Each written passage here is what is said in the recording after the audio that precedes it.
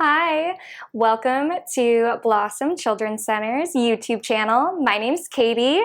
I am a practicum student here, and this is Jenny. I am a BCBA here, and today we're going to talk about something that is near and dear to our hearts, applied behavior analysis, or ABA. So what we're going to talk about is what ABA is and how it is used to help kids with autism. This is going to be a conversation that parents, caregivers, and educators of kids with autism are going to want to be a part of. So we're glad you're here, but also if you're just interested in learning more about ABA, we're glad you're here too. So with that, let's get started.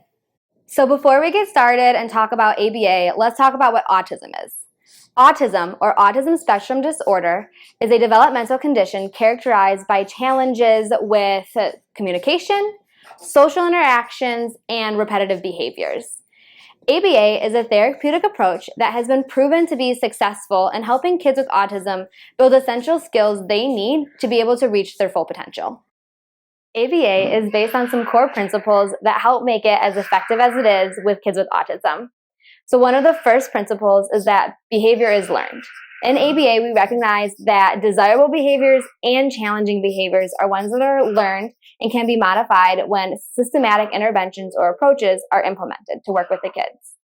The second core principle is that we take an individualized approach. So basically, we recognize that every kid is unique in their own way, and they have specific needs, strengths, and challenges that need to be addressed.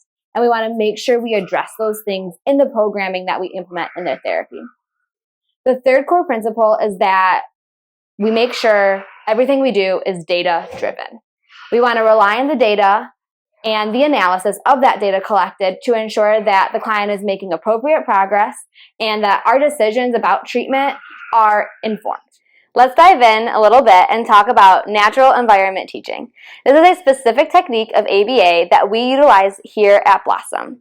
It is a technique that incorporates therapy of a kid within their natural surroundings, their everyday life. We're looking at what are their interests and how that might look for them at home, school, and in their communities.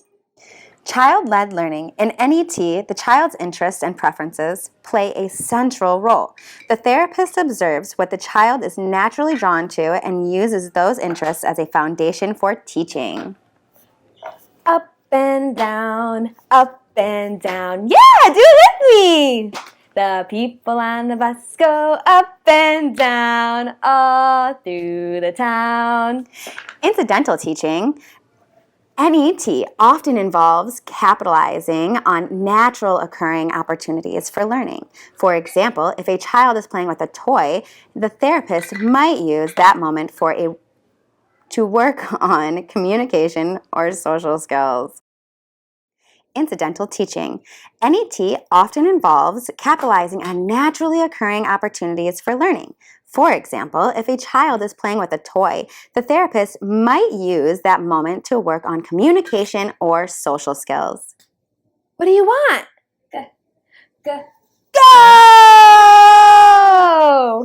Generalization. NET aims to help children generalize the skills they learn in therapy to real-life situations. By teaching in natural settings, the child is more likely to apply what they've learned outside of therapy sessions. Put on? No, don't want to. On orange. Nice job. Purple. Nice matching. Do you see more purple over here?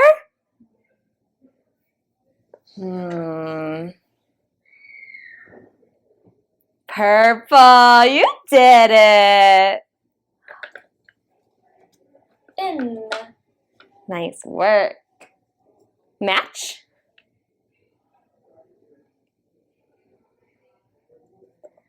You got it! All done. I hear you. Let's move on. So NET has a lot of components that make it special and successful. One of the first is that we follow the child's lead. We just watch and observe what their natural interests are because that's where most of those learning opportunities are going to be, just what they naturally gravitate towards and play with. Next, we incorporate prompting and reinforcement. So that's a very common technique used in other ABA strategies, and we use it in NET as well. Basically, what we do when we're prompting is we're guiding the client through responses that we're looking for, and then once they engage in those responses and complete a task, that's when we reinforce them. After we've taught them through the prompting, we're going to then fade out those prompts as well. So that's called fading, where we basically remove our prompts so that they can build those skills independently without us. Another one that we do is we focus on communication building. Kids are interacting with their environment all the time. And one of those ways that they interact with their environment is through communication.